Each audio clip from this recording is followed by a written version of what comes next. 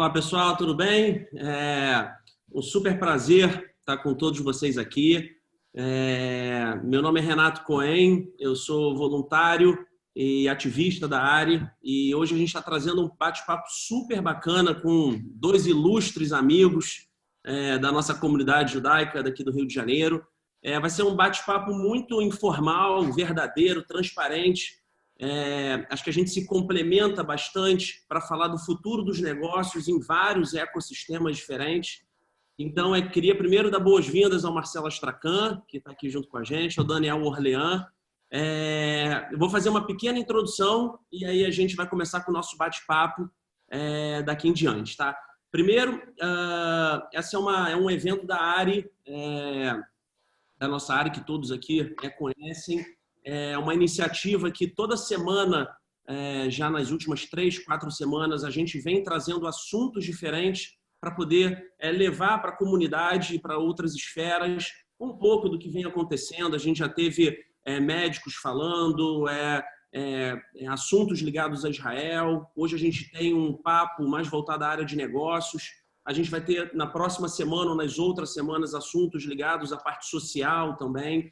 Então, enfim, não percam, toda semana, ou 5 ou 6 horas da tarde, a gente vai estar aqui trazendo um assunto bacana para todos vocês. Queria aqui, em nome da ARI, e com certeza absoluta de nós três, fazer um agradecimento especial ao nosso Gilberto Lan, que é o atual presidente da ARI. O Gilberto, enfim, eu conheço, sou hoje do executivo da ARI, vem se dedicando ao extremo para poder levar não só o conteúdo dos nossos rabinos, mas papos como esses para todos vocês semanalmente ou ao longo da semana. Então, Gilberto, muito obrigado por todo o esforço, por toda a dedicação e por nos dar a possibilidade de poder estar agregando nesse momento. Queria falar sobre duas campanhas que estão acontecendo. É uma campanha que é a campanha apoieaari.com. Então, basta vocês digitarem o site da ARI para vocês estarem ajudando da forma com que vocês puderem. A instituição ARI não vem sendo simples e fácil passar por esse momento delicado, momento de pandemia, onde a gente vem tentando toda semana passar o Kabbalat Shabbat online para todos vocês. A gente vem tendo uma média de 500, 600 aparelhos online, então vem sendo uma satisfação enorme poder estar compartilhando esse momento especial com todos.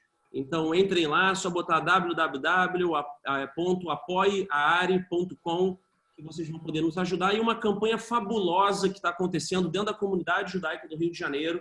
É uma campanha, uma iniciativa liderada pelo Comitê de Gestão de Crise da comunidade, junto com o apoio da Federação, da Fierj, onde, através dessa campanha, a meta é poder ajudar os mais carentes da comunidade através de cestas básicas, de alimentos e também através de medicamentos. Eles têm uma meta audaciosa de, no período de 2 semanas, conseguir arrecadar R$360 mil. Ontem eu descobri que essa campanha já arrecadou mais de R$200 mil. Ela vai até o dia 31 de maio. Então, vamos fazer um esforço adicional. Enfim, antes de começar aqui o nosso bate-papo, eu conversei com o Orlean e com o Astracan, Marcelo Astracan, e a gente juntos entendeu que faria muito sentido, nesse momento, ser exemplo, né? A gente acredita muito que o exemplo, ele fala, ele convence, mas quando você faz acontecer, a palavra convence, mas o exemplo ele arrasta. Então, a gente se juntou e combinou que a gente faria uma doação aqui ao vivo de R$100. Então, são R$1.800 que a gente está doando para a campanha nesse momento. Então, convido você que está nos escutando, seja da comunidade judaica ou não, a fazer essa doação, a fazer o bem ao próximo. É simples, é só você mandar, só você entrar no e-mail www.charity.com/Rio Junto, é o nome dessa campanha, ou você fazer a sua transferência no site, tem exatamente a transferência bancária, todos os dados, e você manda o seu comprovante da doação. Eu convido a todos vocês a não só fazer essa doação, mas pegue o comprovante e coloca no grupo aqui do Facebook, onde está sendo transmitido, para que a gente possa fazer uma grande corrente do bem. Então, convido a vocês a participarem dessa onda. E aí, eu vou eu vou apresentar aqui o nosso Daniel Orlean e o Marcelo Astracan, depois eu vou deixar eles se apresentarem para que a gente possa fazer esse bate-papo, que vai ser com certeza absoluta muito inspirador, vai contagiar muitas pessoas de todas as idades, de todas as frentes, para que a gente possa estar mostrando um pouco do que a gente entende como caminho. Primeiro, eu, Renato, além de ser ativista da área e voluntário, eu sou sócio da marca Mercato, de moda, acho que alguns de vocês conhecem. A Mercato tem 26 anos, a gente atua em todas as frentes de varejo, de atacado, tem o nosso e-commerce, então a gente, enfim, tem uma experiência muito grande para trazer aqui para vocês de varejo, de economia real, onde eu vou poder, enfim, tá agregando nesse momento. Tem o Daniel Orlean. O Daniel Orlean, ele é cofundador e diretor da Volts, cofundador da Biz Capital e da Fero Lab, investidor anjo e membro de conselho de startups. Então, acho que ele vai poder falar muito aqui sobre empreendedorismo e coisas do tipo, ele vai se apresentar também. E tem o Marcelo Astracan, fundador da Darwin Capital, que opera o próprio Venture Fund, com investimentos em empresas como Zup, CoolHealth, Beni, PigPeg e Bivale. Então, vai ser um bate-papo de 60 minutos, 90 minutos no máximo. A ideia é ser bastante informal para que a gente possa trocar bastante, se complementar bastante. Todas as perguntas que vocês tiverem, vocês podem colocar no Facebook. Eu vou estar aqui olhando e podendo compartilhar também aqui com o grupo ao longo do nosso bate-papo. Então, eu queria, Marcelo, se apresentasse, depois o Daniel se apresenta e a gente manda a brasa, tá bom? Ok, boa tarde a todos. Obrigado, Renato. Primeiramente, eu queria dizer que para mim é uma honra muito grande estar aqui participando desse evento. Eu fiz meu bar mitzvah na ARI, eu me casei na ARI, eu tenho muitos amigos hoje na ARI. Em Yom Kippur eu vou na ARI e para mim é um privilégio estar aqui hoje participando desse evento a seu convite e também com o meu companheiro de live, que é o Daniel Orlean, que vamos fazer hoje então essa live. Bom, contando de maneira bem sumária aqui a minha experiência, Renato, conforme você pediu, eu tenho uma experiência no mundo corporativo inicialmente. Eu fui sócio de uma empresa chamada Accenture durante vários anos. Depois eu tenho um período como principal executivo de grandes empresas, quando eu decido empreender. E aí eu resolvo comprar uma empresa desse setor, que na época valia algo em torno de 8 milhões. E nesse processo de crescimento bastante acelerado, a gente acaba tendo um resultado muito bom. Foram vendidas outras 3 vezes parte da empresa, até que chegasse ao valor de 350 milhões de reais. 8, 30, 350. A partir daí, a Darwin Capital foi fundada com o propósito de ajudar empresas que precisam de recursos, de aportes, ou que estão no momento de ser vendidas, porque estão se desempenhando muito bem, ou precisam de recursos para um processo de crescimento. E, do outro lado, a nossa frente de startups, onde a gente tem um modelo de negócio muito focado, você citou algumas das empresas, mas onde a ideia também é ajudar essas empresas a tracionar, a conseguirem, né, se destacar nos seus segmentos de negócio. E a gente tem, para finalizar, um foco em trabalhar com poucas empresas, né? Então, no mercado existe um modelo chamado spray and pray, que da palavra em inglês, que é você investe em vários ativos e literalmente torce para que o empreendedor seja bom, como o Daniel Orlean, por exemplo, para que o projeto seja bem sucedido. A gente resolveu fazer uma coisa focada e hoje a gente tem só 8 startups as quais a gente investiu e ajuda, e sendo que 2 delas hoje já podem ser consideradas um unicórnio. Unicórnio é aquela empresa que supera o valor de $1 bilhão lá fora e R$1 bilhão aqui. É isso. Legal. Seja bem-vindo aí, Marcelo. Legal. Bom, obrigado, Renato. Obrigado a todo mundo envolvido aí da equipe da área. Acho que uma das coisas que mais me orgulha é quando eu estou junto com outros voluntários, né? Você, o Marcelo, todo mundo que hoje faz a área acontecer. Eu vou começar a história um pouquinho antes, mas eu prometo que vai ser bem rápido. Eu fui aluno de praticamente todas as escolas judaicas do Rio, né? E hoje sou membro do diretório do Eliezer Martins, né? Estudei no Bar Ilan, estudei no Max Nordau, estudei no Hort, estudei no Liesen E eu acredito que toda a minha vida empreendedora, que eu tenho aí 20 anos, né, de ser empreendedor, é muito calcada em eu ter passado pela cultura judaica, pelos ensinamentos judaicos desde o início da minha vida, seja na família, seja nas escolas pelas quais eu passei. Sou filho de professores, então o conhecimento sempre foi muito valorizado para mim desde o início. Eu me formei em engenharia na PUC, fiz mestrado em informática, comecei uma empresa lá no início dos anos 2000, uma empresa de educação. Essa empresa a gente começou pequenininha, né? Na época não tinha muito condição de ter investimento, que era o que a gente chamava de inverno nuclear do investimento, foi logo depois do estouro da bolha.com. Então a gente fez essa empresa crescer durante 9 anos. Depois a gente recebeu investimento de um grande fundo, né? O fundo chamado BR Educacional, e a empresa foi vendida 15 anos depois da sua fundação para um grande grupo alemão chamado Bertelsmann. Bom, eu estava ali, né, fiz uma empresa crescer junto com os meus sócios e tudo mais, uma empresa de educação, que era aquilo que para mim sempre era a coisa mais importante, com tecnologia, né, para que a gente conseguisse escalar. Estava num momento de vida que eu não sabia se eu fazia um sabático, se eu começava outro negócio. Comecei a BizCapital junto com os meus ex-sócios. Aí, dessa vez, a gente já começou com um fundo investindo, que era a Monax. Atuei nessa empresa até meados de 2019, início de 2019.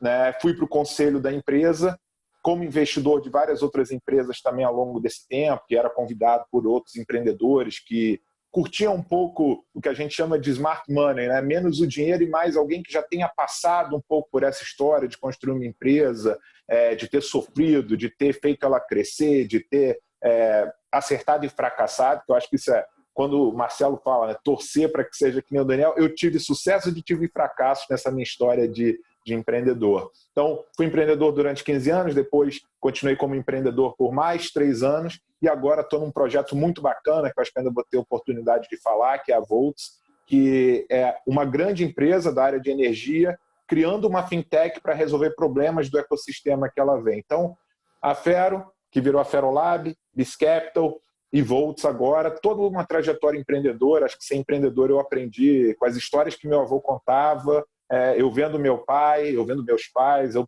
participando por essa educação judaica. Então, poder falar de empreendedorismo, principalmente num domingo como esse, né, e que essa mensagem possa ser transmitida para mais gente, eu acho super bacana, eu vou sempre ter orgulho e arrumar um tempo na agenda para fazer. Legal. Seja bem-vindo aí, Daniel Rolhan. Pessoal, antes da gente chegar chegando, porque eles já falaram coisas super bacanas aí na pequena introdução, aproveitem esse momento, compartilhem aí no Facebook, chamem mais pessoas, porque vai ser um bate-papo muito informal, verdadeiro. Acho que aqui nós três somos, de fato, fazedores. É diferente de uma pessoa que, eu vi, ensino. Aqui são pessoas que fizeram. Acho que o Orlean tocou num ponto muito bacana. Acho que meu avô fala isso para mim. Acho que isso conduziu a minha trajetória, que se for notar na história de pessoas que chegaram a lugares bacanas, tiveram sucesso na vida, seja ele pessoal ou profissional, meu avô costuma dizer que atrás de uma história de sucesso, obrigatoriamente, você tem que ter tido uma história de fracasso, porque é onde você conhece as dificuldades, você vira mais humilde e você avança. Então, acho que vocês vão poder aqui não só conhecer um pouco mais de mim, do Marcelo, do Orlean e as nossas histórias, e tirar um pouco das dúvidas que vocês também têm. Queria só fazer um agradecimento especial aos rabinos da área, agradecer o Gilberto, o executivo, mas o nosso rabino Sérgio Margulis e o Dario Bialer fazem um trabalho espetacular hoje na comunidade, enfim, junto com os sócios da área, na comunidade do Rio de Janeiro. Então, obrigado, rabinos, pelos trabalhos que vocês fazem. E hoje, enfim, eu fiz meu bar mitzvah, como cada um também contou sua história com o Sérgio Margulis, casei com o Margulis também, então é um orgulho danado ver que não só cada um tem a sua essência como empreendedor, como ser humano, mas mais do que isso, quanto a sua história judaica, né? Enfim, história da sua família, história que você veio junto com a sua formação, veio agregando para que nós e outras pessoas se transformassem no que a gente, enfim, vem se transformando. Eu acho que algumas perguntas que a gente, para começar, algumas perguntas que a gente vem recebendo aí, Orlean e Marcelo Astracan, como é que vocês enxergam em Orlean? A gente tem um momento pré-pandemia e tem um momento, momento de pandemia, já vislumbrando assim, o pós-pandemia. Como é que foi esse impacto, Orlean, nos seus negócios? Como é que você viu isso acontecendo? Como é que você vem digerindo isso? Conta um pouquinho para a gente, para as pessoas aqui, tenho certeza que tem empreendedores, tem pessoas que, enfim, estão começando o seu negócio. Como é que você está vendo isso? Bom, venho da área de tecnologia, né, e de como aplicar a tecnologia para resolver problemas reais. Então, a primeira rodada da minha vida foi como a tecnologia podia ajudar a educação, como é que podia fazer a educação alcançar mais gente, cada um do seu jeito, cada um no seu tempo. Eu acho que não é segredo dizer o quanto que isso, né, que eu trabalhei durante 15 anos, se transformou nos últimos 3 meses. E também na área de tecnologia para finanças. Como é que você faz as pequenas empresas dependerem menos dos grandes bancos e poderem ter seus problemas resolvidos de forma rápida, prática, objetiva. Eu acho que essas duas áreas, se a gente abrir um pouco esse leque, a área de tecnologia era uma área que vinha com uma velocidade incrível e nunca se investiu tanto em tecnologia como a gente via no período pré-pandemia, né? Tanto do ponto de vista, acho que isso o Marcelo pode até complementar super bem depois, a gente vinha vendo muitos investimentos em startups, muitos investimentos em ideias de empreendedores, tanto na área de fintechs, né, que é quando você usa tecnologia para resolver um problema da área de finanças, edtech, quando você usa para educação, health tech. Então, todos esses techs eram áreas que estavam demandando e que estavam atraindo muito interesse de quem estava apostando na disrupção do mercado. Então, desde e-commerce tradicional, né, e-commerce tradicional, já é uma certa dicotomia, desde o e-commerce, como a gente conhecia há alguns anos, quanto esse hoje, que envolve muito aplicativo, né, O2O, online to offline to online, online to offline. Então, a gente vinha vendo uma demanda muito grande por investimentos, o que mudou um pouco a visão de que o mercado tinha sobre ser empreendedor. O Brasil sofria muito com isso. A gente tinha o empreendedor muito como vilão. Eu acho que essa transformação a gente começou a ver nos últimos anos. O empreendedor, o empresário deixou de ser vilão e passou a ser reconhecido como uma pessoa importante nessa engrenagem na sociedade. E o que é curioso, que na nossa cultura, né, na cultura do povo judeu, ser empreendedor nunca foi uma visão de vilão. A gente sempre valorizou muito. Tudo bem, tem aquelas piadas, né, de Ideshemama, que quer que você seja médico, advogado, né, engenheiro, mas ser empreendedor sempre foi algo muito valorizado, porque grandes nomes, tanto da Torá quanto da nossa história, foram grandes empreendedores, grandes líderes, construíram coisas, construíram um país, uma nação, né? E a gente vinha vendo muito esse investimento acontecendo e a gente tomou essa pancada que transformou a nossa realidade. E aí o tema, né, do nosso papo é o que a gente pode ver de positivo nisso. Então a gente vê muita área que acabou sendo impactada positivamente. É difícil você falar de positivo num cenário onde a gente está sofrendo com doença, com morte, com falta de acesso às pessoas à sua renda, mas a gente vê muitas transformações que antigamente a gente tinha um impacto da cultura, do comportamento acontecendo muito rápido. Mas eu não quero adiantar tudo que a gente vai falar hoje, né? Dar um pouquinho de espaço, mas o que a gente estava vendo é a área de startups, a área de tecnologia, negócios disruptivos, atraindo muita atenção, a visão do empreendedor, né, que a sociedade tinha do empreendedor mudando, e vem uma pancada que faz com que isso aconteça muito mais rápido. Legal. Marcelo, uma pergunta, enfim, para você.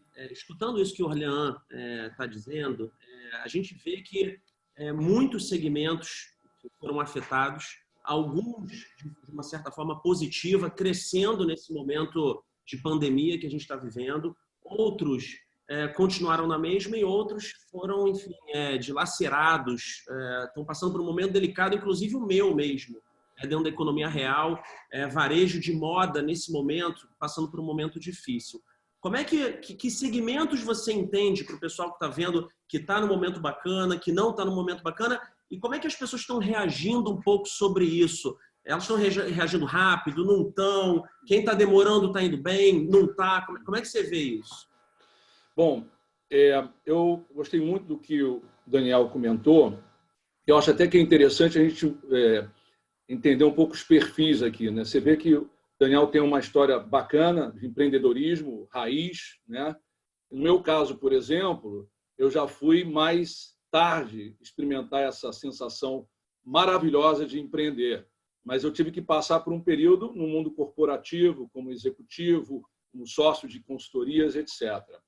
Mas o aprendizado que você acaba tendo disso, num processo de empreendedorismo, ele é muito importante. Bom, em relação ao que tanto o Daniel falou e que você agora pergunta, fato incontroverso é que a gente foi impactado e nem todo mundo estava preparado para isso. Isso é fato. Alguns segmentos estão sofrendo mais, como você comentou, na área de consumo, hotelaria, turismo. A gente percebe um impacto maior. Ao mesmo tempo, tem outras áreas, até mesmo na área de consumo, que a gente percebe uma expansão significativa. Por exemplo, quem já utiliza aqui no Brasil, já utilizou lá fora, a gente está vendo a Amazon, né? O mundo se digitalizou mais cedo do que estava previsto. Lá atrás, aqui tem um tempo atrás, eu assisti uma live do co-chairman da General Atlantic, que é um dos principais private equities do mundo, e ele falou uma coisa muito interessante, que é a seguinte: o ponto em que a gente estava pensando que chegaria em 10 anos, ele necessariamente não se alterou. Mas a velocidade com que a gente vai chegar lá, essa sim, foi bastante antecipada. Mas por quê? Porque pelo processo de digitalização. Quando você enxerga ou visualiza a valorização das ações nos Estados Unidos, na Bolsa dos Estados Unidos, de empresas como Amazon, Apple, Google, Netflix, você vê que já há um direcionamento claro, que eles se prepararam com a devida antecedência, anteciparam essa visão. Mas e aí? O que a gente faz com isso? Porque nem todo mundo estava preparado. No teu setor em particular, saiu uma pesquisa de que mais de 74% do varejo aqui no Rio, isso pode ser expandido lá para o resto do Brasil, não tinha canal digital relevante estruturado. Né? E aí a gente tem as 3 categorias básicas de como é que se reage a isso, dos vários segmentos que a gente está envolvido. A gente tem aquelas empresas que já estavam se preparando e que já tinham uma plataforma digital, e essas provavelmente conseguiram se sair bem, estão se saindo bem, estão conseguindo catalisar esse movimento. Existem aquelas que não estavam plenamente preparadas, mas tinham a visão de que eu tenho que ir para esse caminho, foram surpreendidas, tá certo? Mas estão tendo uma postura, uma atitude proativa. E tem aqueles que reagem, né? Que reagem no sentido, quando acabar isso, vai tudo voltar ao que era, quando a gente descobrir a vacina, vai ter tudo igual ao que era antes. E na nossa visão, não, vai ser diferente, não sabemos em que proporção, mas vai ser diferente porque as pessoas se acostumaram a esse mundo digitalizado. Eu estava lendo hoje uma reportagem aqui que os shoppings abriram e eles estão com 80% do movimento que eles tinham antes. E é muito provável que não vai chegar aos 100%, vai crescer naturalmente, não vai ficar do jeito que está. Então, assim, eu não sei se eu consigo resumir bem todo o ponto, eu acho que aqui seria um ponto de partida. Ou seja, a gente já tem modelos que já estavam se preparando, estão saindo bem, e tem aqueles que talvez não estavam totalmente preparados, mas estão saindo da crise aos poucos. E eu aposto que lá na frente eles vão estar, de alguma maneira, melhor do que estavam antes. Legal. Vou pegar o gancho do que você levantou, Marcelo, falar um pouco do varejo. Como é que eu estou vendo essa situação? Como é que a gente está enfrentando esse momento? Você tocou num negócio que o Orlean tinha falado lá na frente, que eu venho vendo muito. Acho que tem até algumas pessoas que não gostam dessa nomenclatura, dessa frase, que antes a gente vivia o normal. Agora a gente vive o novo normal. Mas é um novo normal que tem muitas coisas que eram lá para trás. Eu faço lives aí pela Mercato. Eu conversei com o Pedro Werneck, que é cofundador do Instituto da Criança. Um cara, enfim, fenomenal. Ele está tocando o movimento União Rio, que é um movimento da iniciativa privada, está construindo leitos, respiradores. E aí ele me trouxe que, enfim, o quão frio a gente era e continua sendo, hoje não, mas quando a gente passa na rua, vê alguém na rua e fala que a gente estava numa sociedade muito complexa e nebulosa, onde a gente deixava de se tocar, de uma certa forma, o ser humano com certas coisas que a gente via. Então, eu venho vendo diversos atos de solidariedade. Acho que nunca tantas marcas se juntaram. E se não tivesse acontecido isso que aconteceu, ou que está acontecendo, que é lastimável, você vendo pessoas que de fato estão morrendo, é triste demais. Mas eu sempre, enfim, até por característica, eu sempre tento entender o lado bom das coisas, né? Acho que nós três temos essa essência parecida. A gente sabe que sonhar grande e sonhar pequeno é ao mesmo tempo. Então, se a gente tem a possibilidade, o privilégio, de uma certa forma, sonhar grande, inspirar as pessoas e fazer o que a gente está fazendo aqui, vamos investir tempo nisso. Então, na Mercato, quando a gente se deparou, vida de empreendedor, né, doído, a gente falou, caramba, a gente fechou todas as nossas lojas no dia 17 ou 18 de março, enfim, todas as lojas da rede. A gente tem mais de 1.000 multimarcas que a gente vende pelo Brasil e a gente começou a parar de faturar e a gente falou, cara, e agora? A gente já tinha e-commerce, já estava preparado, então todo varejista aqui que está começando o seu negócio, acho que isso leva de exemplo para todo mundo. Falou, cara, o que a gente faz? Uma coisa é ficar 1 semana, 2 semanas, 3 semanas. A gente, quando fecharam todas as lojas, a gente falou, vai voltar no dia 1º de maio, vamos aproveitar o Dia das Mães. Cara, não voltou dia 1º de maio, não vai voltar dia 1º de junho, pode ser, agora a gente já começa a escutar que pode ser que retome de forma gradual, a partir do dia 1º. Eu acredito que no varejo, no consumo, a partir do dia 15 de junho, 1º de julho, as coisas vão se retomar. E a gente falou, cara, a gente tem que ter receita. Eu acredito que só existe uma profissão no mundo, em todas nós, que nos une, é ser vendedor. Cada um do seu jeito, cada um do seu estilo. Você tem que ser vendedor. Você tem que ter um pitch bacana para poder vender a sua startup. Você tem que, enfim, você vende tudo no seu dia a dia, você vende alguma coisa. Então a gente falou, tá, o que a gente vai fazer? A gente primeiro transformou todos os nossos vendedores em revendedores digitais e a gente falou, tá, como é que a gente aplica isso numa escala maior? E aí a gente trouxe o projeto de afiliados para Mercato, onde a gente hoje faz com que pessoas autônomos, 220 milhões de pessoas que vivem no Brasil, 70 milhões de autônomos ou pessoas que estão empregadas e querem tirar uma renda adicional. Então, o que a gente fez? A gente rápido, e esse projeto está começando a acelerar, a gente teve mais de 7.000 pessoas interessadas e vem transformando revendedores digitais, pessoas que não trabalhavam no mercado e têm a possibilidade de vender o produto da Mercato. Então, eu acredito, isso aqui é um caso da Mercato, mas eu tenho certeza absoluta que cada um aqui tem os seus casos, já não dá para ficar parado. A única coisa que a gente não pode é ficar parado.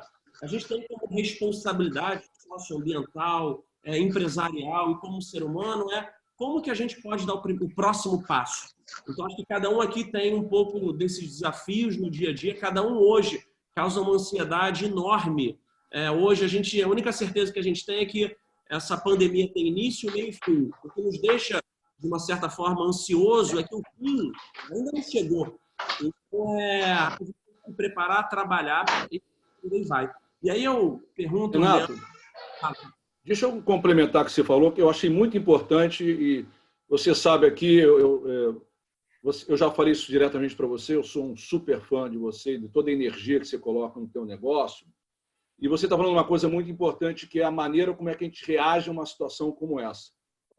E a visão, né? Porque a partir do momento que você percebe que esse novo normal, aspas, tem uma transformação em curso, e às vezes ela não é perceptível imediatamente, mas uma epidemia como essa faz com que a gente perceba assim, diretamente.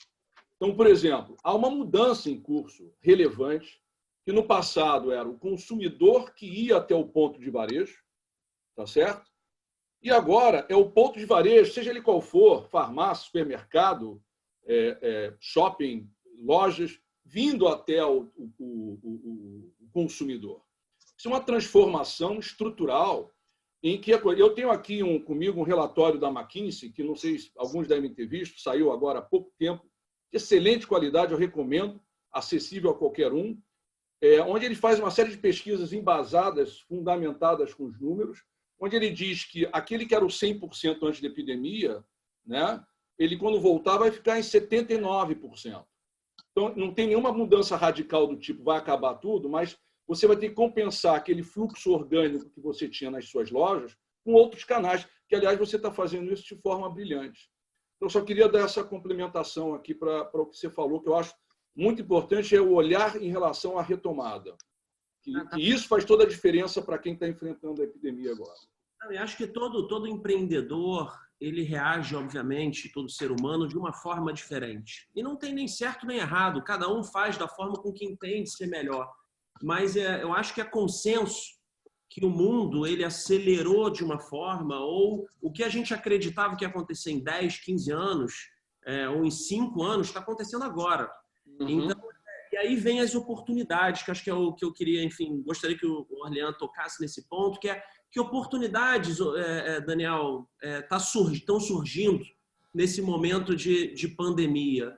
O que você está vendo como oportunidade? O que você está vendo que está surgindo que vai ser aí um conselho para a turma que está vendo a gente? Como é que está a tua cabeça em relação a isso? Legal. Depois eu vou provocar um pouquinho sobre esses conceitos de novo normal, retomada, tá? Mas agora não é hora para polêmica. Eu acho extremamente importante a gente ter a cabeça super aberta a essa questão de novas oportunidades. A gente, como o Marcelo citou, né, o estudo do McKinsey, tem vários estudos mostrando previsões. E aí, quando eu vejo previsão, eu costumo dividir em dois grupos, né? Tem duas previsões possíveis. Daqueles que não sabem nada e estão inocentes demais fazendo previsões. Eu não estou dizendo que a McKinsey é inocente, mas é que a gente tem pouca base para fazer previsões, ou aqueles que são arrogantes demais e não perceberem o que está acontecendo, né? Então, a gente tem que estar sempre planejando a volta, né? Mas planejando sabendo que a gente vai ter que replanejar várias vezes até de fato ela acontecer, se ela vai acontecer com vacina, se ela vai acontecer sem vacina, se ela vai acontecer na marra, se ela vai acontecer de forma gradual. A gente não sabe. Eu acho que o Marcelo citou essa expressão, né, quando ele estava dizendo, nós não sabemos, mas temos certeza que vai haver transformação. Algo assim, está gravado, depois a gente revê como foi que ele falou. Mas eu acho isso muito importante. Nós não sabemos. A primeira coisa, antes de se fazer qualquer olhada para o futuro, é reconhecer que a gente não sabe. Profecia a gente tem em outro lugar, aqui a gente não tem profecia. O que a gente tem aqui é visão, construção coletiva do que vem por aí. Eu acho que tem muitas áreas que são impactadas e positivamente ou negativamente falando, mas a gente olha para o positivo agora.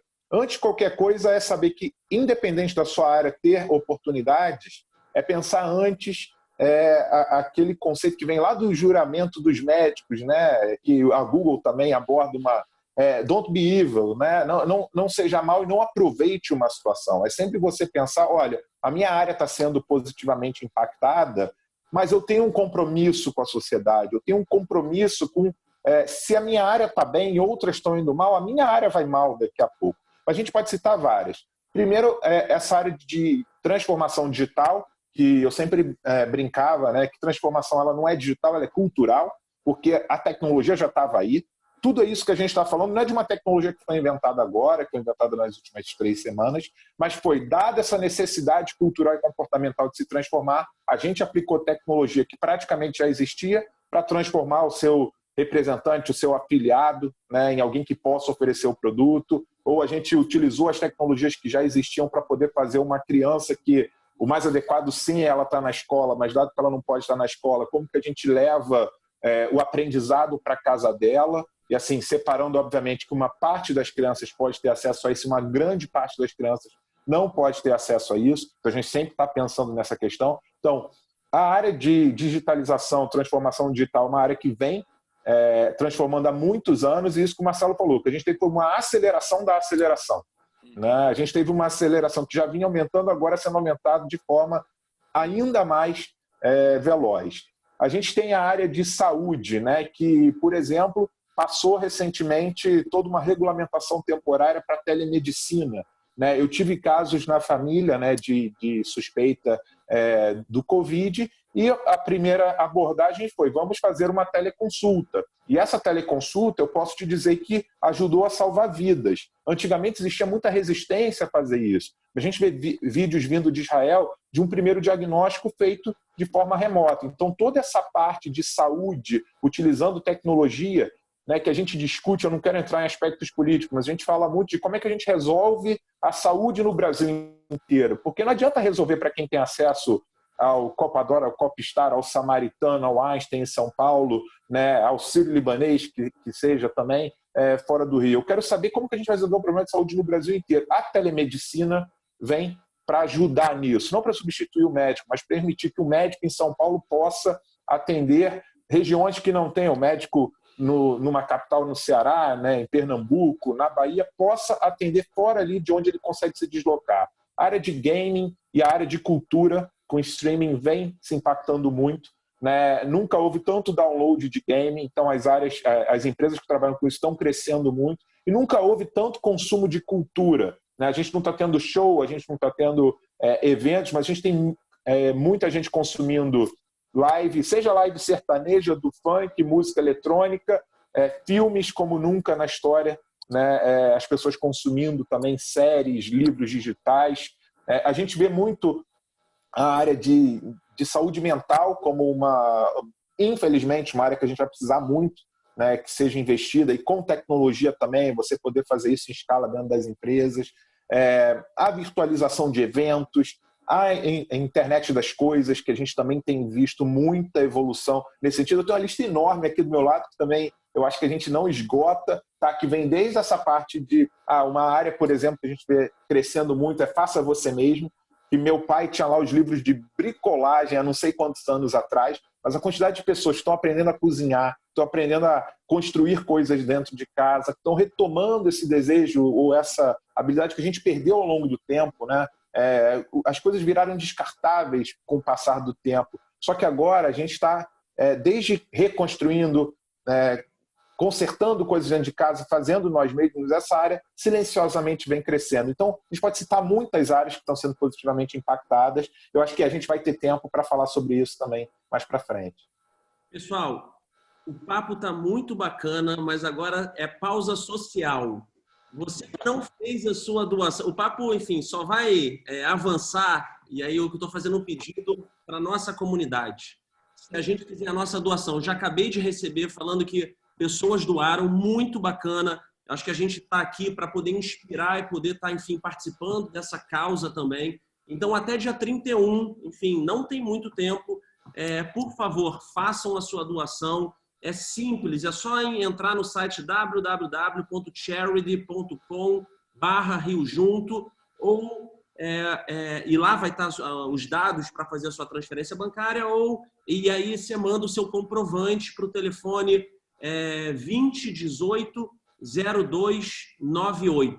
A comunidade agradece muito, as pessoas mais carentes com certeza agradecem muito esse momento tão delicado. Eu, Orlean e Astracan, a gente se juntou também para fazer uma doação ao vivo. Então, por favor, façam a sua doação, não deixem para o momento depois, façam agora, porque quando escrevam lá nos comentários, doei, porque quanto mais vocês fizerem isso, mais vocês vão estar contagiando, empolgando as pessoas a fazerem a mesma coisa, tá bom? Seguinte, Astracan, você que, enfim, vive hoje a sua realidade, seu ecossistema é o ecossistema dos investidores, das startups. Como é que você está vendo hoje os investidores avaliando esse momento econômico? Seja a economia real ou sejam as startups. Como é que está a cabeça dessa turma? Perfeito. Então, de novo, num cenário em mutação, em movimento, você percebe que tem áreas que estão mais afetadas, menos afetadas. Mas o interessante é a gente avaliar que não parou, aquela visão de que tudo parou, que você não vai ter investimento. Então, eu vou dividir essa resposta, a pergunta que você me fez, em duas partes, já que a gente tem atuações em duas frentes distintas. A área de M&A, né, Mergers and Acquisition, a tradução é fusões e aquisições, onde a gente ajuda empresas a poderem receber recursos para o seu crescimento, para o seu negócio, ou até para serem vendidas. Dependendo de em que negócio que ela está situada, o impacto foi direto, interrompeu. Ou seja, nesse momento, os investidores fazem o que a gente chama de um recuo estratégico para avaliar a situação, porque a gente não sabe o que vai acontecer, especialmente no início, né? Agora as coisas estão começando a se moldar de uma forma diferente. Então, mas dependendo das opções que você tem no seu negócio, algumas empresas naturalmente foram afetadas, mas estruturalmente não. Por exemplo, aquelas empresas que a gente tem aquilo que a gente chama de receita recorrente. Quando você está num negócio que tem valor intrínseco e que você conseguiu o que a gente chama de uma receita em que ele paga mensalmente, um valor definido, ou uma assinatura, aquilo ali te dá uma segurança de que o teu negócio pode ser afetado em relação ao plano, ao forecast que eles têm no médio e longo prazo, mas ali no primeiro momento, não. Agora, empresas que tinham a necessidade de construir o seu faturamento ao longo do mês, varejo físico, alimentação, vários, que a gente, inclusive, com as nossas startups, hoje a gente está ajudando esses varejos, naturalmente elas foram abalroadas. E é muito provável, e aí, infelizmente, isso acaba acontecendo, algumas talvez não consigam sobreviver. Mas isso não quer dizer que não vão existir outras opções. Você acabou de dar na tua explanação que você está trabalhando com aquele modelo de vendedores autônomos, com esses informais que a gente tem em toda a economia, que a gente está emulando aqui o modelo vendedor Avon de casa em casa, só que é vendedor autônomo de byte em byte. Você passa a representar a mercado, a reserva, B, C, D, E, quantas marcas você tem, e você passa a ser remunerado dessa forma também. Em relação às startups, acontece o mesmo, né? E aí, onde ela está associada, e o Daniel deu uma excelente explanação dos vários setores onde tem menos, ou maior ou menor impacto. Naturalmente, aquelas, por exemplo, que estavam envolvidas com turismo, com reserva de passagens aéreas, hotelaria, né? Ou mesmo ações relacionadas à mobilidade, elas foram muito afetadas. Agora, na área de saúde, que a gente vai apresentar, na área de consumo, por exemplo, nós, a Darwin Capital, nós somos sócios juntos da iFood, que muitos aqui utilizam, da empresa que é a Zup, que é uma plataforma de meios de pagamento digital. O crescimento do uso dessas ferramentas após epidemia é enorme. Em alguns casos, dobrou. E aí não é o iFood, Rappi, todas as ferramentas experimentaram um crescimento mas muito grande. E aí tem a questão do uso, de se adaptar, se acostumar, por isso que a gente tem essa questão, o que será esse novo normal. Eu tenho pais de clientes meus e amigos, com 84 anos, por exemplo, que está pedindo comida pelo iFood. Então, a gente teve um aprendizado, um treinamento a forceps da epidemia daqui para poder se virar dentro de casa, né? Então, no caso das startups, por exemplo, eu vou citar um caso aqui que eu tenho, alguns talvez até conheçam, que é o caso aqui da Beni, que é um aplicativo que focado no doente crônico, para atender o doente crônico que tem necessidades regulares, diabetes, pressão alta, colesterol e etc. E são várias, focado nisso, mas que também expande para os outros. Como, aliás, o Daniel falou uma coisa muito importante, na minha opinião. Nós já víamos experimentando um crescimento assim, relevante, passo a passo, desde setembro para cá, setembro passado. Com a epidemia, o nosso crescimento em março foi de 6 vezes, em março. Em abril, 20%, e agora em maio está apontando para 25%. Para que você precisa ir para a farmácia? Aliás, se comenta muito nessas discussões sobre onde é que se contamina ou não. Saíram pesquisas dizendo que você se contaminaria dentro de casa por algum fator desconhecido. Na verdade, quem se contamina dentro de casa é porque tem pessoas que saem para ir para a farmácia, saem para o supermercado, saem para fazer alguma coisa e aí, infelizmente, acabam se contaminando. Hoje, o mundo te oferece recursos para que você não precise sair de casa para fazer aquilo que você fazia antes, né? Então, eu acho que nesses casos, Renato, eles estão se saindo bem. E eu queria fechar essa questão voltando a uns fundamentos que existem desde que a gente entende a economia, desde o início do século XX, lá atrás. São os fundamentos da gestão de custos e caixa. É simples assim. Você, na sua economia real, você sabe do que eu estou falando. Não se conhece empresa que quebrou porque teve prejuízo. A empresa quebra porque não tem caixa. E na economia real isso aconteceu. Imagina no mundo das startups, né? Então, isso são coisas que a gente tem que ter em mente daqui para frente, na medida em que essa situação toda vai começar a se ajustar aos poucos. A gente falou um pouquinho da pré-pandemia até agora, do momento atual que a gente está vivendo. E eu queria investir agora um pouquinho de tempo na retomada.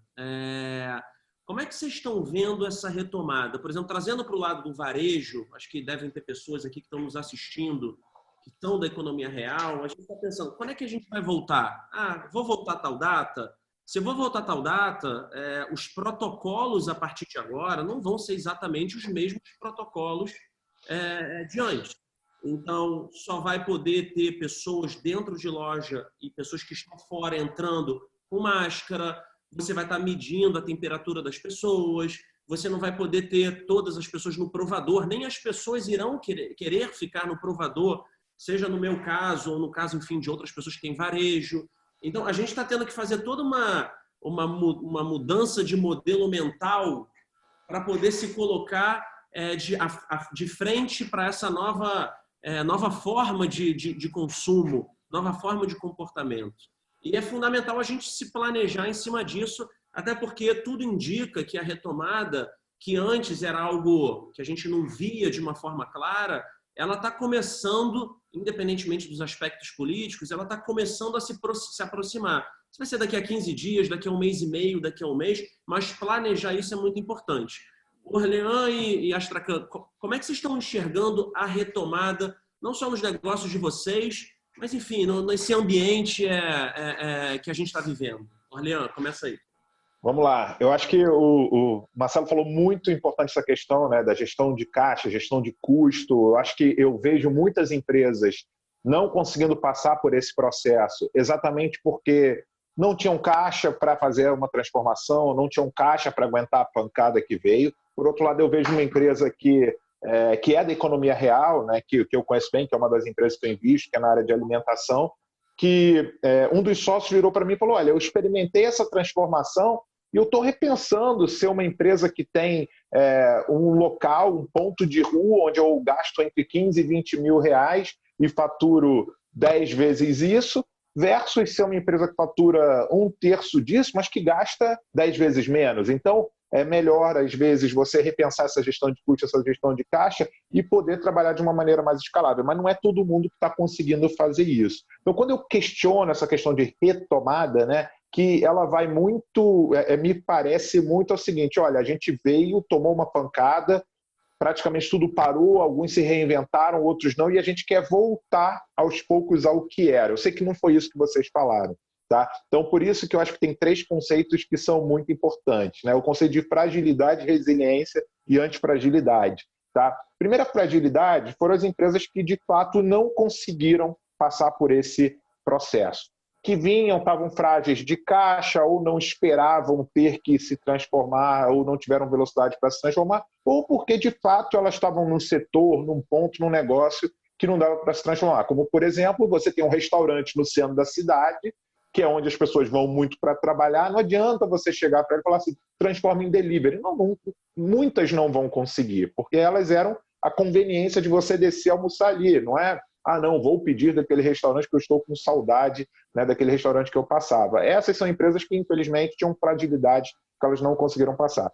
A resiliência é aquele conceito, né, que a gente ouve muito falar, virou até clichê de você toma uma força contrária, né, usa muito o bambu como analogia ou metáfora, enfim, de que ele enverga e quando o vento para ele volta. Só que ninguém vai voltar igual. Ninguém é muita gente, né? A gente também tem que sair um pouco da nossa bolha. Tem alguns locais onde a transformação, onde esse impacto não foi tão sentido. Mas na nossa bolha, na nossa comunidade, na nossa esfera de influência, se sentiu muito. E aí tem o conceito de antifragilidade, tem um livro muito bom do Nassim Taleb, que é o mesmo cara que escreveu Cisne Negro, né? Então o cara escreveu Cisne Negro, que é o que a gente está vivendo, que é uma mudança imprevisível, imprevisível não porque não sabíamos que ela poderia acontecer, mas que a gente não sabe quando. Já se falava de ter pandemia, Bill Gates já falava de pandemia, só que a gente não sabia que ia ser agora. A gente sabia que poderia ter e que a gente eventualmente ia ou não se preparar para ela. Né? E ele escreveu Antifragilidade, que ele fala exatamente esse conceito das empresas, das instituições, quando recebem uma força contrária muito forte, uma pancada muito grande, elas conseguem aprender e voltam mais otimizadas, ou melhores, ou mais fortes, ou fazendo melhor gestão de custo, né, gestão de caixa. Então, quando eu tenho falado muito, vamos buscar as nossas antifragilidades. Se a gente é da economia real, muito provavelmente você vai voltar com um programa de afiliados muito forte, você vai voltar com e-commerce muito mais otimizado, você vai voltar com uma cultura de pensar não só no físico, mas também no digital, e você vai voltar pensando no seu cliente no centro, né? Que o Marcelo também citou isso, que é o Customer Centric Organization.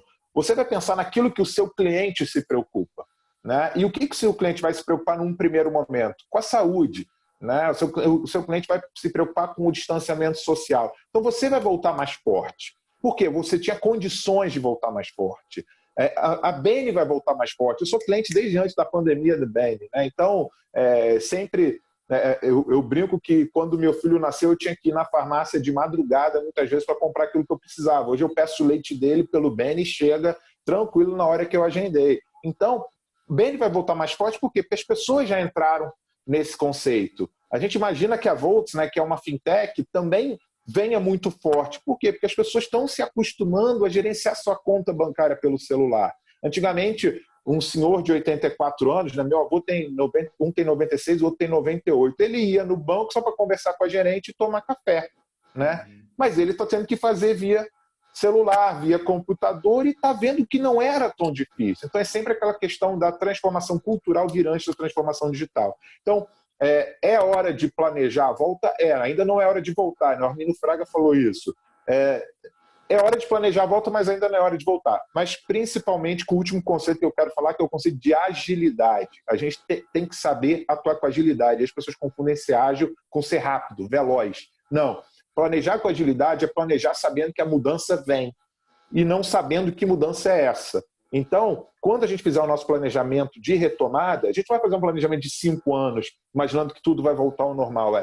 E se as pessoas se comportarem dessa maneira? E se a gente tiver uma segunda onda? E se nunca ninguém mais quiser sentar numa mesa com menos de 2 metros de distância? A gente sabe que não vai ser exatamente assim. É costume na história da sociedade, na gripe espanhola, nas 2 guerras, e em vários outros momentos, que haja uma explosão, na Revolução Francesa também, que haja uma explosão de consumo, de celebração, né? Quase como assim, é muito feio falar isso que eu vou falar agora, mas acho que as pessoas vão captar a minha boa intenção. A gente vai sobreviver, né? Alguns, infelizmente, vão perecer, mas a gente vai ter aquela sensação, aquela intensidade da sobrevivência, seja uma empresa, seja uma família, seja uma pessoa. Então a gente vai voltar mais forte, a gente vai voltar consumindo, a gente vai voltar com mais cultura de doação, né? A gente vai voltar com mais preocupação com os idosos, com as pessoas que estão na rua, né? Com as pessoas que dependem do dia para comprar o almoço do dia seguinte. Então eu acho que é assim que a gente tem que pensar onde está a nossa fragilidade e planejar, sabendo que mudanças vão continuar acontecendo. Legal. Então, complementando esses 2 pontos que vocês 2 colocaram sobre a retomada, e você falou você fez uma menção, Renato, que eu acho muito importante, que nós vamos ter novos parâmetros. E isso é uma coisa importante que tem total correlação com esse processo de retomada. Porque, veja, a epidemia aconteceu, não adianta a gente mais falar como a minha vida era boa antes, porque eu poderia ter feito isso e aquilo outro. E dependendo como é que você esteja agora, você, empresário, empreendedor de startup, dono de loja, qualquer que seja o negócio, dependendo como é que esteja o seu modelo mental agora, você pode já estar construindo vantagens competitivas que no passado você jamais teria condições de construí-las, porque já estava definindo um modus operandi que não poderia ser mudado, ou se você conseguisse, ia levar décadas, supondo que você pudesse alcançar quem estivesse na frente. Eu já falei em outras lives, talvez se tem alguém aqui na audiência que já assistiu a minha última, vai ver o repeteco, mas eu acho importante para quem não participou, eu gosto de fazer uma analogia que é muito fácil entender disso que eu estou colocando, que é basicamente o quê?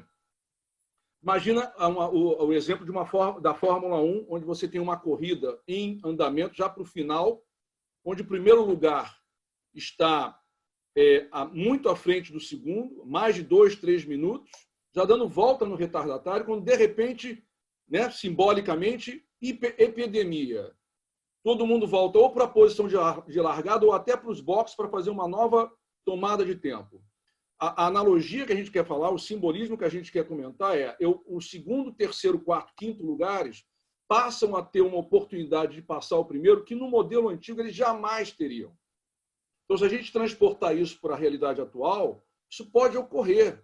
Porque, como o Daniel falou muito bem, nem todos se prepararam da forma adequada, né? E talvez você vai conseguir sair quando uma coisa começar, você vai ter uma velocidade que o outro não tem. Outra questão importante que está aí em todas as discussões sobre essa questão do home office, né? Se vai ser do jeito que estão falando, se vai ser, ou tudo vai voltar como era antes, né? Tem os apóstolos das duas visões. Eu estou no meio termo, que não vai ser nem como era antes, e nem o processo radical, por exemplo, como o XP, BTG, TIM estão dizendo, a Amazon e Google estão dizendo que só vai voltar em 2021. Dependendo do negócio, dá para fazer, mas claramente vai ter um impacto nos negócios. Por exemplo, eu posso citar aqui o nome do meu primo de coração querido, que é conhecido por vários aqui, o Jairo Descender, que é um arquiteto e que ele é casado com a minha prima irmã, a Ruth, e a gente estava conversando, ele me surpreendeu enormemente que arquitetura, imagina, como é que você faz projeto de arquitetura sem estar presente, sem estar junto com o teu cliente? E ele, numa visão de completa inovação, ele teve uma sacada que eu achei brilhante. Ele pediu para o cliente, e estava no início, ninguém sabia de nada, me mostra a sua casa pelo telefone, que eu vou ver. E, através disso, ele botou num 3D, num software que ele tem, fez um projeto, o cliente adorou e ele fechou o projeto. Quer dizer, então, tem um pouco da questão de você se movimentar. Eu quero fazer uma outra menção, de novo citando a pesquisa da McKinsey, e na linha de que o Daniel também colocou, a resiliência. O que eles estão falando são as empresas mais resilientes que vão se sobressair daqui para frente. E aqui eu até faço uma referência ao nome da minha empresa, que é inspirado no grande Charles Darwin e que é o autor da teoria da evolução das espécies, em que eles, se a gente for pensar sumariamente, o que ele diz? Não são nem os mais fortes, nem os mais rápidos que chegaram lá ou que sobreviverão. Serão os mais adaptáveis, aqueles que se adaptarem à realidade aqui atual. E, para fechar, eu recebi hoje uma reportagem de um shopping na Itália. Olha só que interessante. Mostra o vídeo. Eles mudaram completamente a dinâmica do shopping. Você tem, que nem estrada, você tem essa direção a outra. Você tem fila para entrar no shopping. Alguém tem que autorizar você a entrar. Para você entrar na loja, você tem que também aguardar. Tem uma série de coisas que estão acontecendo nesse sentido da mudança que a gente está falando. Queria pegar a chave para o Orlean falar um pouco, que a gente sempre fala sobre os 3 R's, os 3 E's, os 3 A's, e acho que a vida do empreendedor sempre foi muito pautada no R da resiliência, né? A gente vive em momentos sazonais, às vezes a gente está lá em cima, às vezes a gente está lá embaixo. A vida do empreendedor é difícil. Enfim, se agora trabalha 25 horas por dia, se antes você já trabalhava 24, agora é 25. Então, mas tem agora que tem muito a ver também com darwinismo e etc., que o Marcelo também falou, que é a readaptação, né? O R da readaptação. Eu acho que talvez a gente está vivendo um momento que é mais importante do que a resiliência, que virou meio teoria de Maslow, né? Virou a necessidade, virou normal ser resiliente. A readaptação é o nome do jogo. Você tem que se adaptar de uma forma... Cara, a gente poderia depois fazer uma live do normal versus novo normal, que ia dar o que falar, porque agora ou você se readapta, você entende que o momento você vai... ou esquece. Você vai ficar parado, você ficar parado vendo o Jornal Nacional, vendo o jornal, você não vai sair do lugar, é só coisa difícil. Então, Orlean, como é que você vê não só esse período da readaptação? A gente falou, o Astracan citou a XP, que está cogitando a fazer home office de agora até dia 11 de dezembro, só voltar em 2021. Eu, que jamais tinha cogitado home office na minha empresa, estou postando agora toda sexta-feira, ou sei lá, 2 vezes por semana, fazer home office quando as coisas voltarem à sua normalidade. Como é que você vê o ser humano, Orlean, nessa instância? Já falamos de empresa, de startup, empreendedor, mas o ser humano. Como é que você vê esse processo de readaptação, de se planejar de forma ágil? Como é que você está enxergando isso? Legal. Primeira questão desse novo normal, né, que a gente fala. Quando a gente fala normal, é aquilo que é regido por normas, né? E assim, a gente sim vai ter várias normas sanitárias, mas vai ter um monte de coisa que não vai ser normatizada quando a gente começar a voltar.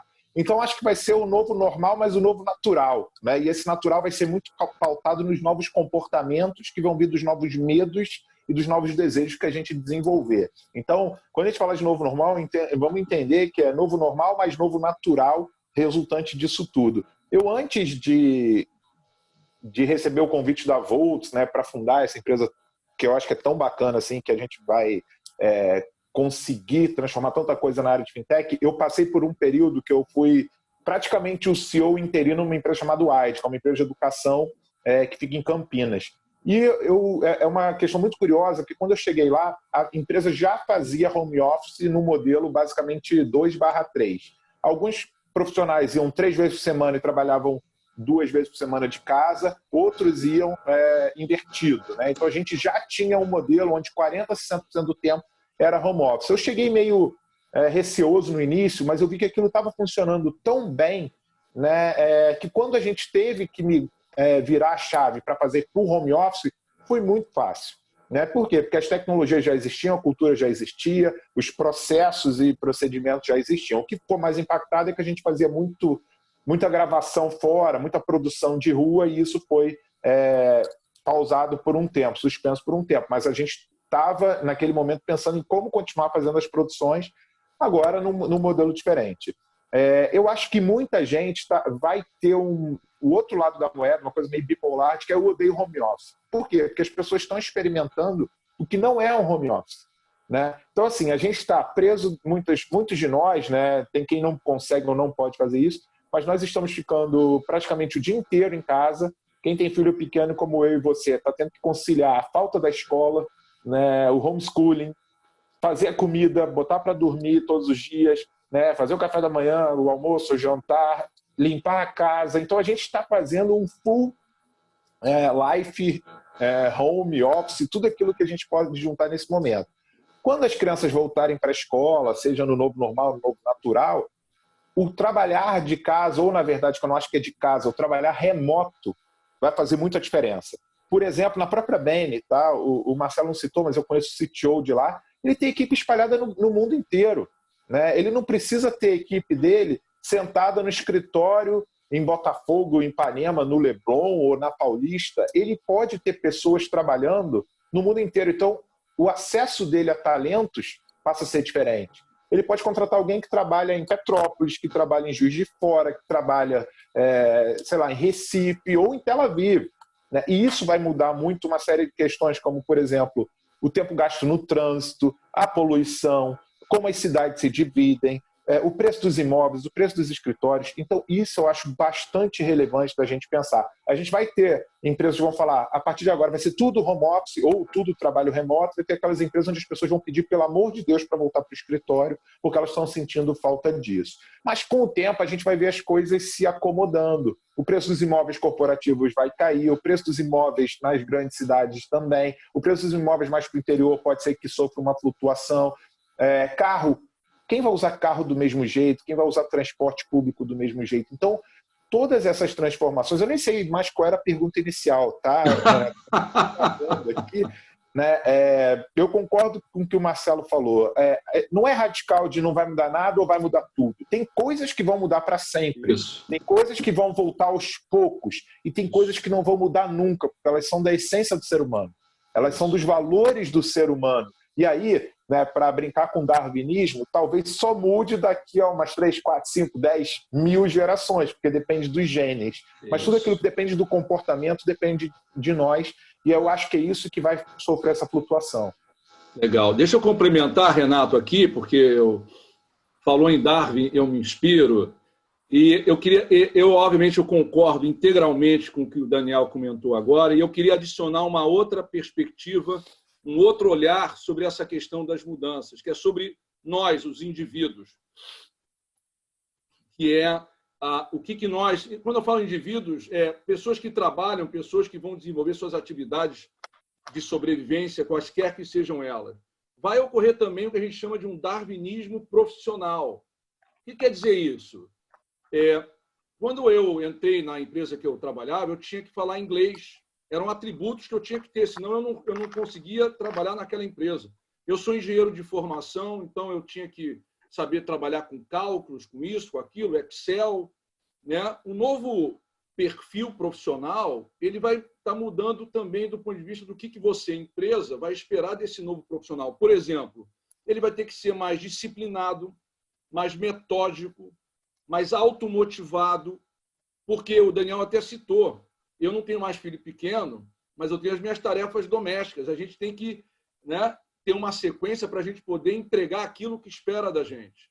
Então, isso é uma mudança. Então, da mesma maneira que no passado exigiam fluência em inglês, fluência em espanhol, francês, por exemplo, vão exigir essas características. Quer dizer que essa pessoa não vai ser empregada, não vai ter uma atividade? Vai, claro que vai ter, porque vai ter outras formas de negócio que não exijam isso. Mas talvez as melhores perspectivas estejam relacionadas, como, por exemplo, saber trabalhar aqui em equipe, em vídeo remoto, né? Imagina, você está numa sala de reunião, você está aqui, você tem que ter também uma organização para fazer esse trabalho fluir. É como você comentou, a gente trabalha hoje mais. Agora, olha que interessante. Eu vou falar do meu caso particular, que não pode ser extrapolado. Mas desde o início da pandemia, na minha área de M&A, vamos colocar assim, de fusões e aquisições, eu fechei na sexta-feira passada, não essa, a outra, o meu 4º contrato, desde o dia 15 de março. Sendo que em 2 deles eu jamais estive presencialmente com os meus clientes. Eu os conheci assim. No passado, as pessoas tinham um certo preconceito. Não, eu não vou fechar negócio com o Renato sem conhecê-lo. Eu quero te olhar no olho. Eu estou te olhando agora no olho. As pessoas, eu estou fechando contratos. Nós estamos fechando aporte de investimentos para as nossas startups de milhões de reais com pessoas que falaram com os investidores dessa forma. Então, acho que a transformação vem muito por aí também. São 6h10, a gente tem mais 20 minutos. E, poderia ficar aqui até 8 horas da noite, mas a gente tem 20 minutos. Então, eu vou tentar agora começar um resumo para a gente poder dar continuidade e fechar. Tá? Qualquer coisa, a gente tem um repeteco daqui a algumas semanas. Acho que tem várias pessoas nos assistindo que estão gostando. Recorde de público, então vamos continuar colocando lá em cima o patamar.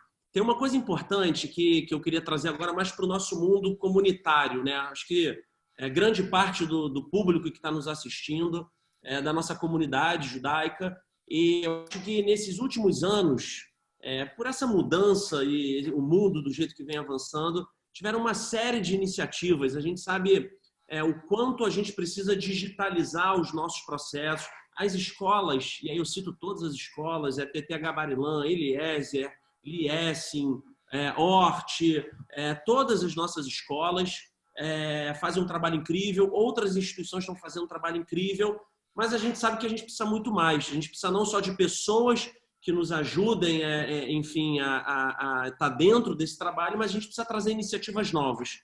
E acho que uma dessas iniciativas que surgiram nesses anos foi o Falafel Valley, que acho que o Orleans está muito próximo desse ecossistema. O Marcelo Astracan já tem ali as suas proximidades. Eu fico de espectador, só batendo palma, porque é um trabalho brilhante que, enfim, a turma faz. Me comenta um pouco, Orleans, não só sobre a iniciativa, mas o que iniciativas como essa, ainda mais nesse novo momento, podem trazer de coisas positivas, não só na geração de novos negócios, não só na inspiração de pessoas que vão estar, enfim, vendo iniciativas bacanas e querendo se juntar. Como é que você vê esse negócio?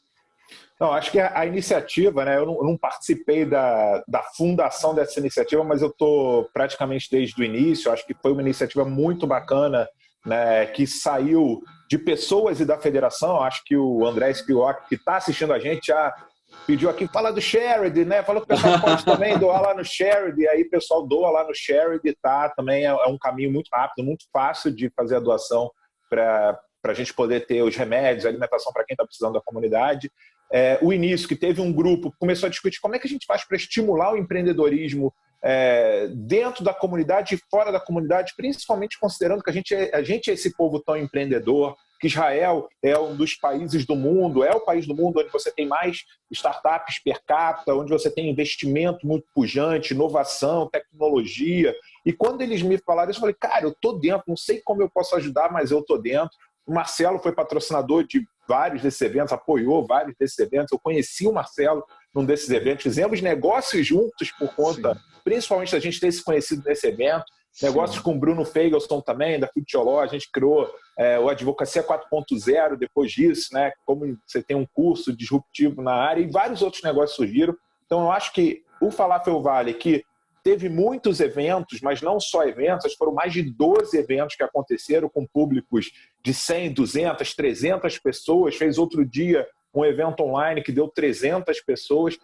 Estimular o empreendedorismo dentro da comunidade judaica nada mais é do que a gente sempre defendeu ao longo de todos os nossos 5.000 e tantos anos de história, né? Abraão foi empreendedor, José foi empreendedor, né? Moisés foi empreendedor, quem construiu a nação de Israel foi empreendedor, quem saiu, quem fugiu da Europa para vir para o Brasil, para todas as partes do mundo, foi empreendedor. Quer assumir riscos para melhorar a sua comunidade, a sua sociedade, a sua vida, a sua família. Então, ser empreendedor não é ter uma empresa. Ser empreendedor é se apaixonar por um problema e resolver aquele problema. E o Falafel Valley quer levar esses valores judaicos, esses valores do empreendedorismo, para quanto mais gente puder, dentro ou fora da comunidade. Deixa eu complementar, Renato, o que ele falou, que é a pura verdade. Eu fui convidado, eu me posiciono como decano, porque eu estou entre os mais velhos, mas é uma beleza assistir a todo o debate que acontece lá. Se eu não me engano, a gente está no limite do grupo de WhatsApp, são 256 pessoas e tem lista de espera. Então, quando alguém sai por qualquer razão, tem sempre alguém que vai e ocupa aquele espaço. E é uma discussão rica, porque você tem pessoas que já estão com as suas startups, tem gente que já está até em outro ambiente, e tem os jovens, que é isso que eu queria depois ver se a gente tem um espaço para falar sobre isso, porque são os jovens que vão nos liderar, né, daqui a alguns anos, daqui a 10, 15, 20 anos, são eles que vão estar liderando o país, as empresas, as entidades, a comunidade, etc. Eu vou dar um exemplo que aconteceu comigo, como que é bacana uma situação dessa. O Daniel já falou que a gente se conhece por causa do Falafel, porque eu assisti ele, o evento que eu patrocinei, ele era o apresentador, e eu fiquei encantado com o Daniel, e aí a gente foi falar com ele, porque eu gostei da apresentação dele. E eu fui procurado recentemente por um rapaz que é estudante de engenharia da UFRJ. O nome dele é Alain Bermazon, não sei, talvez ele esteja assistindo aqui, já assistiu outras lives minhas. Ele se apresentando, dizendo que tinha muito interesse em venture capital, em empreendedorismo, que ele está no 6º ano do engenharia de produção. Ele tem uma série de questões, dúvidas, que ele gosta do que a Darwin Capital faz, etc. Queria me escutar, queria falar comigo. Em geral, eu demoraria e a gente teve uma conversa maravilhosa. Então, para esses jovens que estão vindo da comunidade, tem vários exemplos lá onde eles podem se utilizar para poder, de repente, seguir as ideias que eles têm.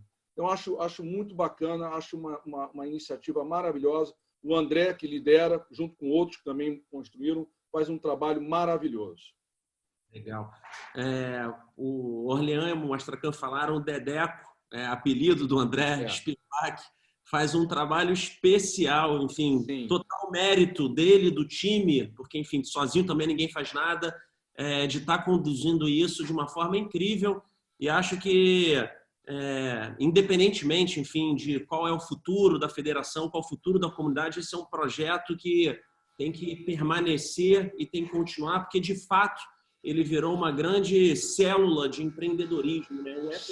Onde as pessoas ali não só podem, de fato, fazer negócios, via o Falafel, mas ali virou uma forma das pessoas conhecerem outras pessoas e conhecerem outras instituições, conhecerem outros negócios e, porventura, fazerem os seus negócios. Então, acho que, enfim, iniciativa Sim. absolutamente fundamental, até porque é uma iniciativa que une os jovens, mas une também os decanos, igual o Marcelo Astracan, está compartilhando esse momento. Então, quer coisa mais incrível? Não tem idade, tem paixão, né? É isso. O empreendedor é um apaixonado, é um sonhador, É isso. independentemente da idade. Não tem que ter empresa para ser empreendedor, tem que ter o propósito, a vontade de transformar um grande problema numa grande solução. Perfeito. A gente está chegando ao fim, faltam aí 12 minutos. Já viram que eu sou pontual, 13 minutos. Queria pedir mais uma vez, acho que a gente tem quase 200 pessoas aqui, ou mais nos assistindo, de forma quase que ininterrupta, que façam a sua doação. Com certeza, a Alessandra, que está aqui, enfim, nos ajudando, vocês puderem colocar o site da campanha que está sendo feita pelo Comitê de Gestão de Crise, mas eu vou falar de novo, www.charity.com/Rio junto, só entrar lá, tem todos os dados, super simples, e tem um telefone que é 2018-0298. Você pode fazer a sua transferência bancária e mandar o comprovante para lá. Pode ter certeza absoluta que vocês vão estar ajudando muitas pessoas. Nós já fizemos aqui a nossa doação coletiva. Eu tenho certeza que se cada um fizer um pouquinho dessa doação, a gente vai poder ter uma doação maior e poder chegar na nossa meta de poder ajudar mais pessoas. A gente está aqui para falar de empreendedorismo, para poder estar instigando, para poder estar trazendo um conteúdo bacana, mas, acima de tudo, poder estar ajudando o próximo. Acho que isso aqui é o que nos une. Orlean e Astracan, primeiro, muito obrigado por vocês terem aceitado o convite da ARI. Eu só sou aqui um intermediário, tentando fazer o melhor trabalho de mediação possível. Não é a minha profissão, então, mas eu estou aqui, enfim, tentando ajudar. Mas eu queria que vocês deixassem, Orlean e Astracan, uma mensagem final, aquela grande mensagem. Eu tenho aqui meu livrinho da Mercato, onde eu pego, cara, eu vou anotando todas as lives que eu faço, eu anoto tudo. Então, Marcelo já participou de várias lives, o Daniel já participou de várias lives, vocês falam super bem, vocês são, que eu gosto de dizer, fazedores. Aqui a gente está não só para, enfim, contar um pouco da nossa história de sucesso e também da nossa história de insucesso. Sempre a grama do outro é mais verdinha do que a nossa. Então, aqui a gente, de fato, contando um pouco da nossa história, eu acho que eu queria escutar um pouco de uma mensagem que possa inspirar, instigar, motivar as pessoas que estão escutando aqui, desde pessoas que são mais os decanos, mas pessoas que estão começando a sua vida empresarial e que estão se perguntando, cara, o que eu faço da minha vida? Deu tudo errado, tudo bem, qual o caminho? Ou não, cara, igual o exemplo que o Orlean contou do ramo alimentício, cara, fiz isso, agora estou revendo, fazendo uma reflexão geral. Então, que mensagem vocês passariam aí para as pessoas nesse momento aí, finalzinho? Orlean, bola é tua. Bom, eu achei que ia começar com o Marcelo, mas tudo bem. Eu começo. Começa aí, vamos lá. Então tá bom. Bom, Renato, você é um excelente moderador, porque além de você falar muito bem, você é uma pessoa que agrega, você tem muito conteúdo, você tem muita experiência, que você também é alguém que bota a mão na massa. E isso faz diferença no debate, porque eu tenho certeza que essa audiência toda que está aqui, ela tem também as suas questões e ela quer pegar exemplos, quer poder aprender com o que pode vir de outras experiências. A minha mensagem final, a gente tem que ter um olhar positivo sobre as coisas, porque senão a gente vai se perder nos problemas que estão à volta, nas notícias ruins e uma sensação de impotência, né? E eu sou um fã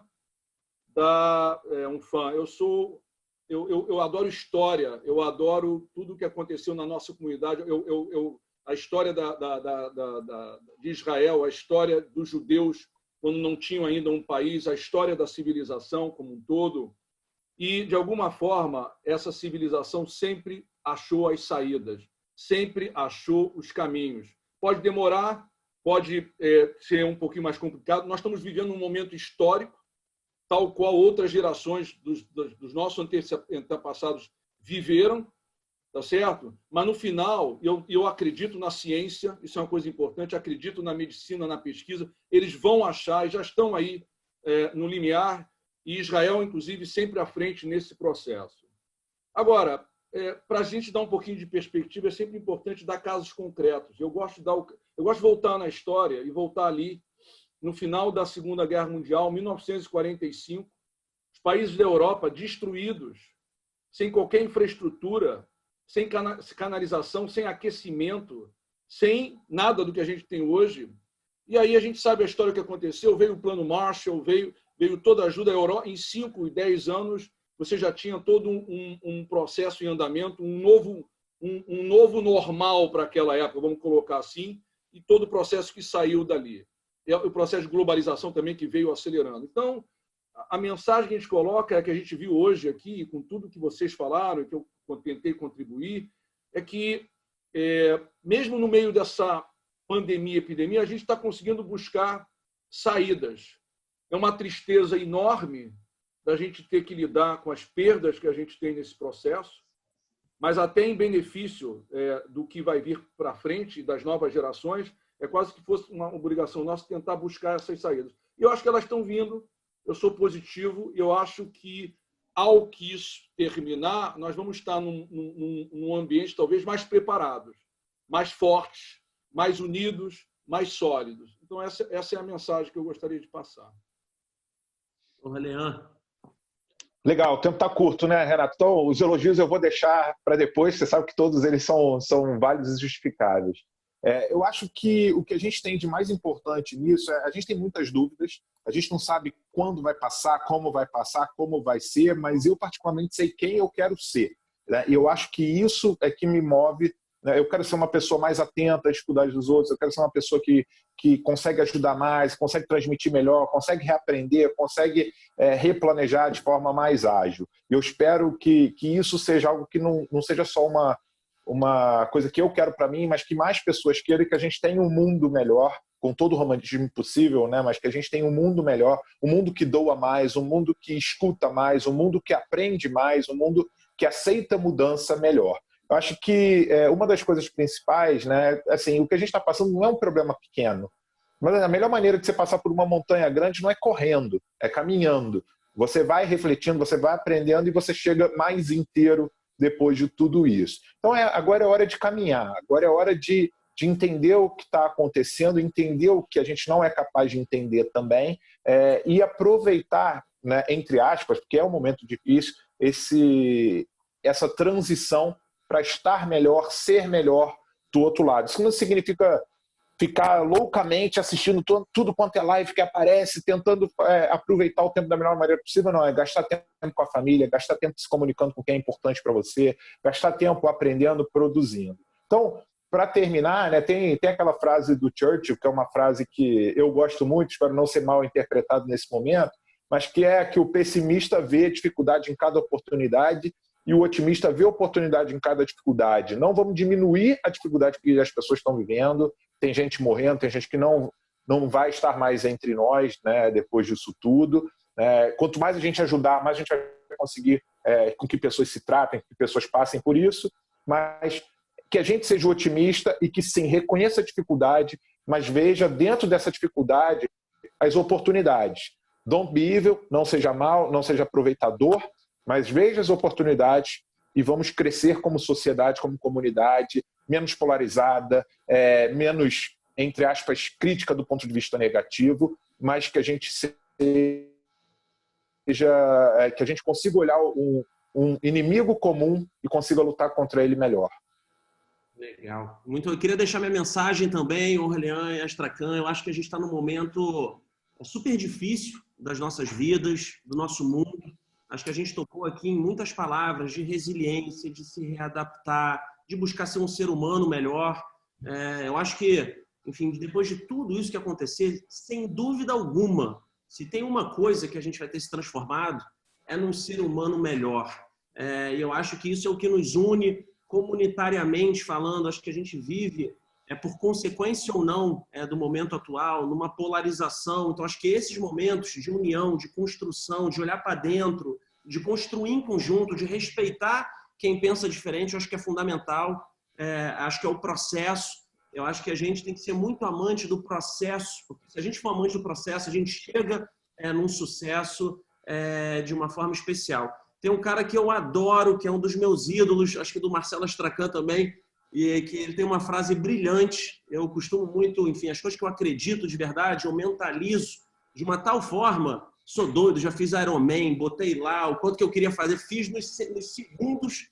E aí tem uma frase que é assim, ó, seja você quem for, seja qual for a sua posição social que você tenha na tua vida, da mais alta ou mais baixa, tenha sempre como meta muita força, muita determinação e sempre faça tudo com muito amor e com muita fé em Deus, que um dia você chega lá.